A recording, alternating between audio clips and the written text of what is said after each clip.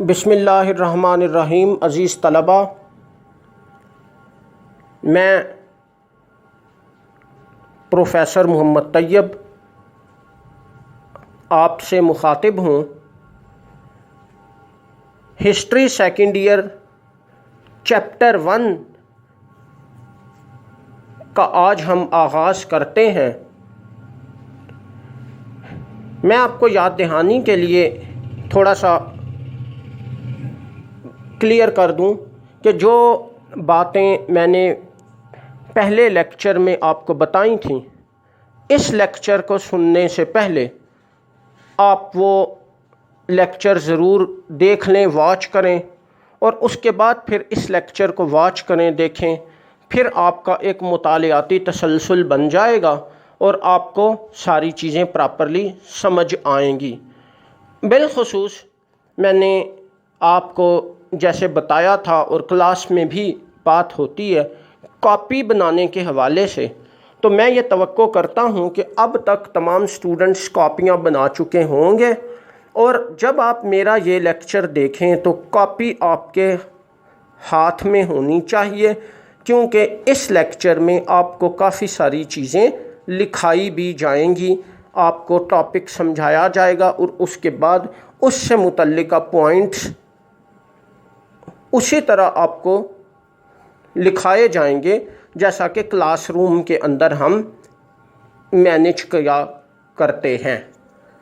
اب ہم چیپٹر پہ بات شروع کرتے ہیں۔ آپ کی کتاب کا پہلا چیپٹر ہے پاکستان کے قیام کا پس منظر اور ابتدائی مشکلات۔ اسے ہم آسانی کے لیے پاکستان کا قیام اور ابتدائی مشکلات بھی کہہ سکتے ہیں۔ مختلف کتابوں میں آپ کو، جیسا کہ ہم پہلے بات کرتے رہتے ہیں، ہیڈنگز میں الفاظ مختلف ملیں گے، لیکن ان سب کا مطلب یا ان کے معنی تقریباً ایک ہی ہوتے ہیں، ان میں کوئی بڑا فرق نہیں ہوتا۔ مجموعی طور پہ ہمارا چیپٹر، پہلا چیپٹر یہی ہے۔ اس کو ہم مزید 2 حصوں میں تقسیم کرتے ہیں۔ ایک حصہ ہم بنا لیتے ہیں پاکستان کا قیام، اور دوسرا حصہ بنا لیتے ہیں ابتدائی مشکلات کا۔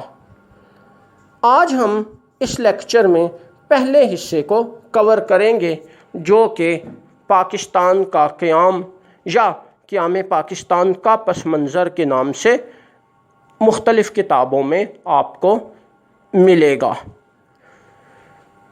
جہاں تک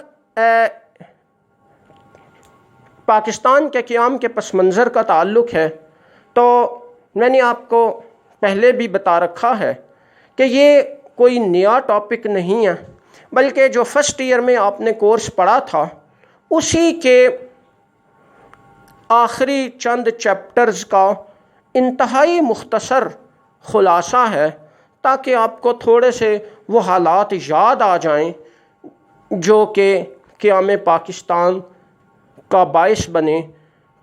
ہم نے تفصیل سے پڑھا تھا کہ تحریک پاکستان کو 3 حصوں میں تقسیم کیا جاتا ہے، اور اس کا جو تیسرا اور آخری حصہ ہے سن 1940 سے 1947 تک، اس حصے میں، یعنی پہلے چیپٹر کے اس حصے میں اس دور کے حالات کا مختصر ترین جائزہ آپ کو پیش کیا گیا ہے۔ سن 1940 عیسوی میں 23 مارچ 1940 کو قرارداد لاہور کی منظوری کے ساتھ بر صغیر جنوبی ایشیا میں چلنے والی تحریک آزادی اپنے آخری اور فیصلہ کن دور میں داخل ہو گئی۔ اس تحریک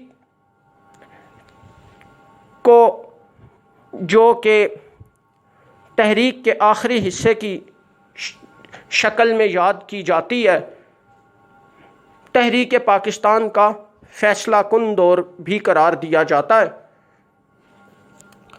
اس قرارداد کی منظوری سے یہ بات قطعی طور پہ واضح ہو گئی کہ بر صغیر کے مسلمانوں کا مشترکہ مطالبہ برصغیر جنوبی ایشیا کی تقسیم اور مسلمانوں کے لیے الگ ریاست کے حصول کا ہے۔ مسلمانوں کی نمائندہ جماعت آل انڈیا مسلم لیگ یہ مطالبہ پیش کرتی ہے اور مسلمانوں کی بہت زیادہ بڑی اکثریت آل انڈیا مسلم لیگ کے اس مطالبے کو بھرپور طور پر سپورٹ کرتی ہے، اس کے ساتھ ہے۔ اس قرارداد کو اگلے دن ہندو اخبارات نے تنزیہ طور پہ قرارداد پاکستان کا نام دیا، جو کہ مسلمان رہنماؤں نے بخوشی قبول کر لیا، اور تاریخ میں یہ قرارداد پاکستان کے نام سے بھی مشہور ہوئی، گو کہ اس کا اصل نام قرارداد لاہور ہی ہے۔ مختصراً اس کے بعد کے حالات کا ہمارے کورس میں جائزہ پیش کیا گیا ہے۔ اس وقت دوسری عالمی جنگ جاری تھی اور برطانوی حکومت کو کافی زیادہ برصغیر کے مختلف رہنماؤں کے تعاون کی ضرورت تھی، مختلف اقوام کے جنگی تعاون کی ضرورت تھی، جو کہ مختلف اقوام کے رہنماؤں کی خوشنودی کے بغیر حاصل نہیں ہو سکتا تھا۔ چنانچہ اس مقصد کے حصول کے لیے برصغیر جنوبی ایشیا کے لیے آئینی اصلاحات کا ایک خلاصہ تیار کیا گیا، ایک تجویز، ایک مجوزہ سکیم تیار کی گئی آئینی اصلاحات کے خلاصے کی شکل میں، اور اس پر برصغیر کے رہنماؤں سے تبادلہ خیال کی ضرورت پیش آئی تاکہ ان کو اعتماد میں لیا جا سکے اور ان کا جنگ میں تعاون حاصل کیا جا سکے۔ اس مقصد کے لیے حکومت برطانیہ نے ایک وفد برصغیر بھیجا، جس کو انگریزی میں مشن کہا جاتا ہے، اور یہ مشن تاریخ میں کرپس مشن کے نام سے یاد کیا جاتا ہے۔ یہ واقعہ مارچ 1942 میں پیش آیا، کیونکہ اس مشن کا چیئرمین، یا آسان الفاظ میں آپ اسے سربراہ بھی کہہ سکتے ہیں، ایک انگریز سر اسٹیفورڈ کرپس تھا۔ اس وجہ سے اسی کے نام پر اس کو کرپس مشن کے نام سے یاد کیا جاتا ہے۔ کرپس مشن نے برصغیر میں موجود سیاسی حالات کا جائزہ لیا اور اپنا منصوبہ پیش کیا۔ اس منصوبے پر کافی بڑے پیمانے پر بحث و مباحثہ ہوا اور بڑے پیمانے پر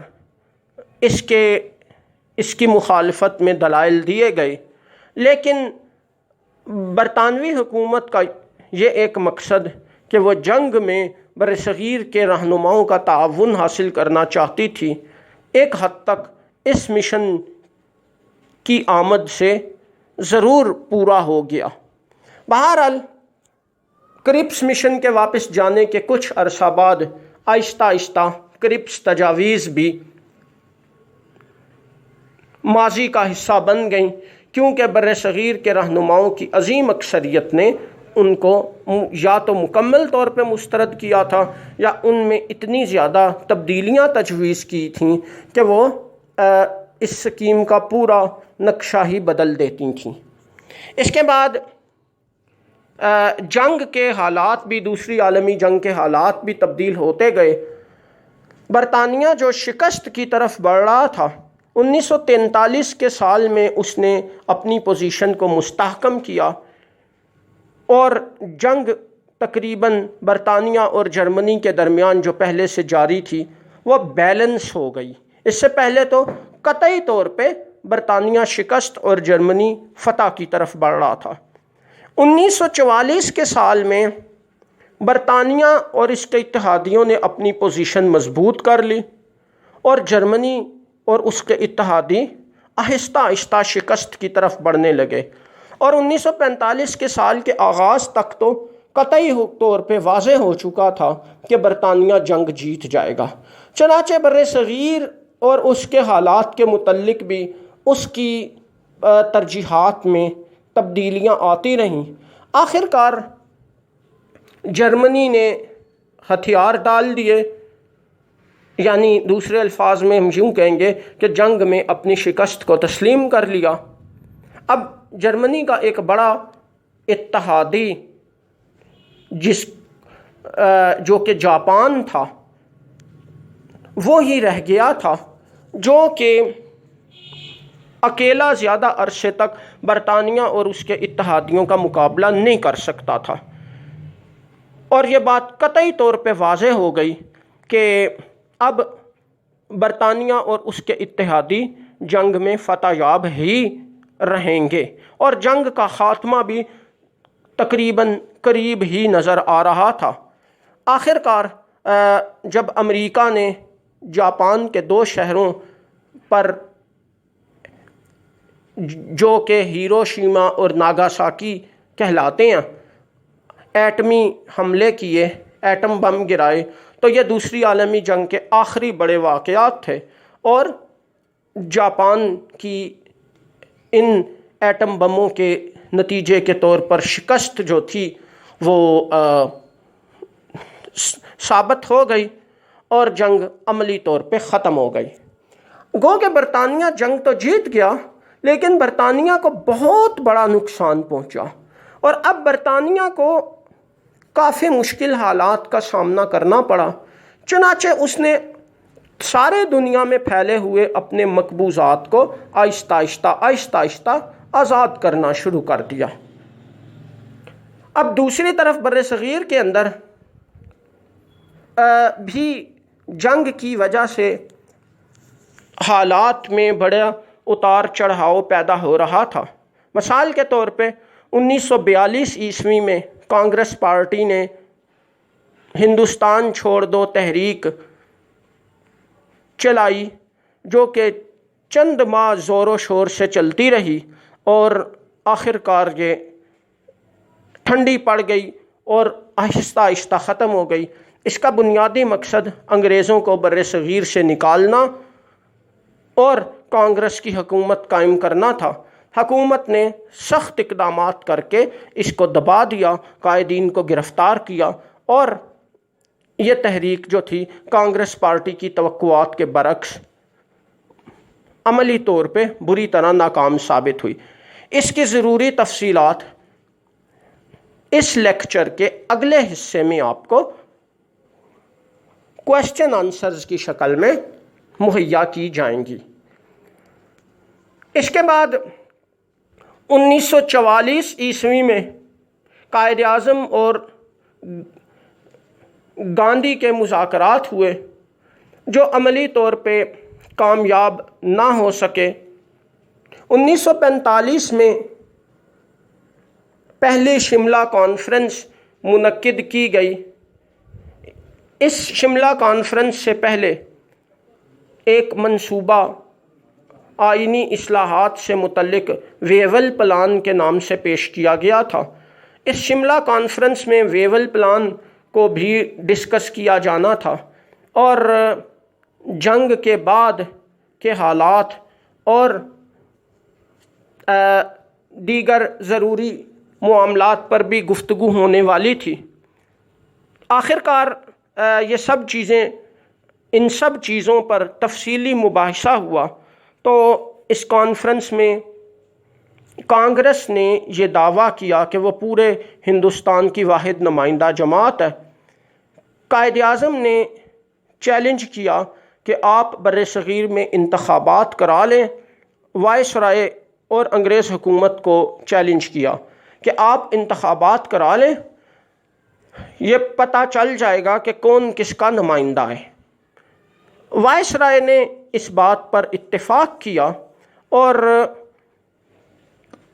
بر صغیر میں عام انتخابات قومی اور صوبائی سطح پر کرانے کا اعلان کیا گیا۔ امپیریل لیجسلیٹو کونسل، جسے اردو میں مرکزی قانون ساز کونسل کہا جاتا ہے، اس کے لیے بھی، اور صوبائی سطح پر پروونشل لیجسلیٹو کونسل جسے صوبائی قانون ساز کونسل کہا جاتا تھا، اس کے لیے بھی انتخابات ہونے تھے۔ آپ ان کو یوں سمجھ لیں کہ جیسے ہماری قومی اور صوبائی اسمبلیاں ہوتی ہیں، تو یہ ان سے ملتے جلتے ادارے تھے جن کا ہم تفصیلی ذکر پہلے پڑھتے رہے ہیں۔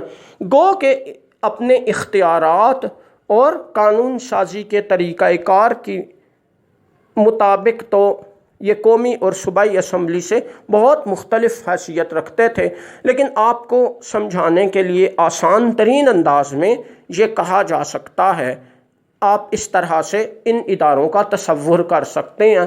ان کی مزید تفصیلات ہم پہلے ڈسکس کرتے رہے ہیں،